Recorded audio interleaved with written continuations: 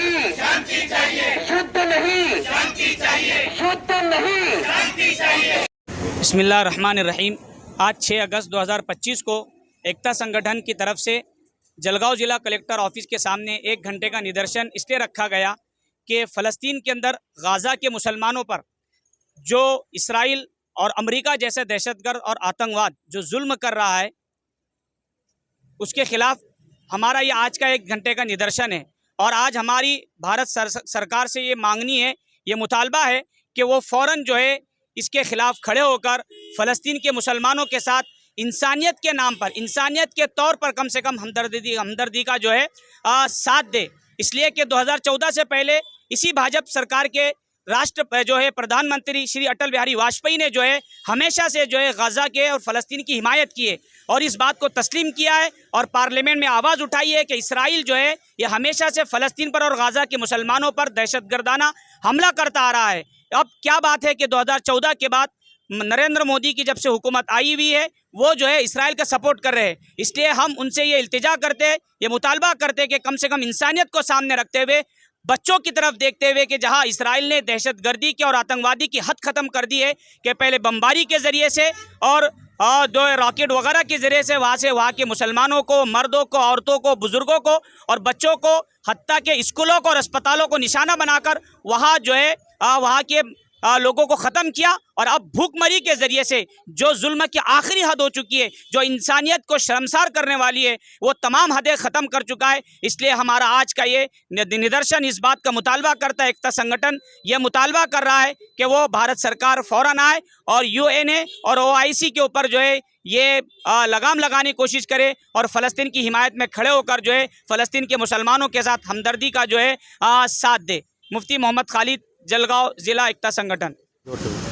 हम लोग एकता संगठन जलगांव की जानिब से यहाँ पर गाज़ा के सपोर्ट में खड़े हुए हैं। जो गाज़ा पर 10 महीनों से तकरीबन मुसलसल ये जो जंग जारी है और ख़ास तौर से अस्पतालों, दवाखानों और स्कूल्स को ख़त्म किया जा रहा है। अभी तक तकरीबन 60,000 महिलाएं, बच्चे ख़ास तौर से इन पर अटैक किया जा रहा है और वहाँ की नस्ल को ख़त्म करने की कोशिश की जा रही है। ये जो जंग है, जंग में सिर्फ मर्दों से मुकाबला किया जाता है, लेकिन ये इस्लाम में ख़ास तौर से है कि जंग जब की जाए तो बूढ़े, बच्चे और औरतों पर हमला ना किया जाए, कमज़ोरों और माजूरों को छोड़ दिया जाए। लेकिन यहाँ पर तो ख़ास तौर से नस्ल को तबाह करना ये अमेरिका और इसराइल का मकसद है और हम इसके ख़िलाफ़ है और हम हमेशा इसके ख़िलाफ़ रहेंगे।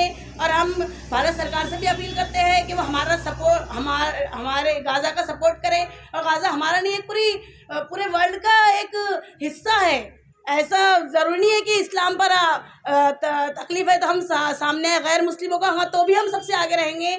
और मतलब वज़ीर आज़म है, जो भी है, PM है, CM, सबसे हम दरख्वास्त करते हैं कि इस पर ख़ास तवज्जो दी जाए और ये जुल्म को रोका जाए। और ये हर चीज़ के, ये जो भूखमरी है ये सबसे ख़तरनाक चीज़ है, इंसान को इससे तोड़ दिया जा रहा है। और बच्चों के साथ बहुत ख़तरनाक मामला किया जा रहा है।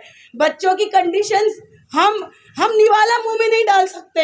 बच्चों की वो फोटो और वीडियोस देखकर हमारी नींद उड़ जा रही है।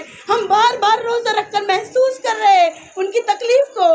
तो हम चाहते हैं कि हर गैर मुस्लिम सड़कों पर आए। महिंद्रा वाले कंपनी के खिलाफ लोगों ने, गैर मुस्लिमों ने उनका विरोध किया कि वो इजराइल को सपोर्ट कर रहा है, अमेरिका को सपोर्ट कर रहा है। तो पूरी दुनिया से मैं अपील करती हूँ कि ये बच्चों को और महिलाओं की तरफ देखकर हम भी मैदान में आए और हम भी गाज़ा का सपोर्ट बने। और हम भारत सरकार से बारहा अपील करते हैं कि वो हमारा साथ दे, इस जो हमने ये धरना रखा इस पे हमारा सपोर्ट करे और गाज़ा को हम इंशाअल्लाह हर तरीके से इमदाद करने की पूरी कोशिश करेंगे।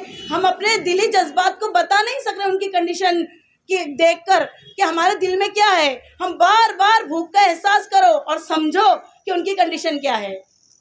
आप सभी का स्वागत है। मैं सिकंदर रंगरेज। इस वक्त हम मौजूद है जलगांव जिला अधिकारी कलेक्टर के सामने और यहाँ एकता संगठन की ओर से गाज़ा के बच्चों के लिए एक प्रोटेस्ट रखा गया है और हमारे साथ इस वक्त मौजूद है शेख फारूक साहब। हमसे जानेंगे, बताइए सर। आज हमने एकता संगठन के माध्यम से हमारे मुफ्ती खालिद साहब के नेतृत्व में एक दिन का ये 1 घंटे का निदर्शन का प्रोग्राम यहाँ जिलाधिकारी कार्यालय के बाहर रखा था।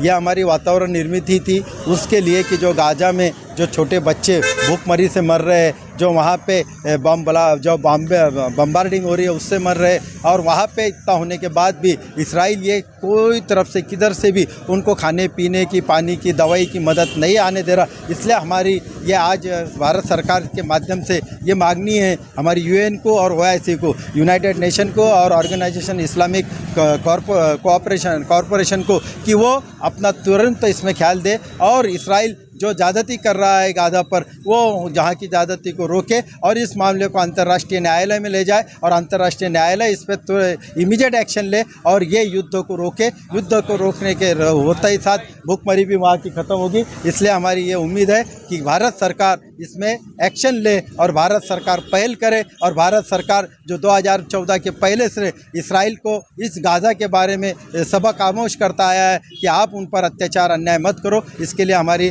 भारत सरकार से डिमांड है कि वो ज़्यादा से ज़्यादा इसमें ख्याल दे और ये इनके खिलाफ कार्रवाई करे।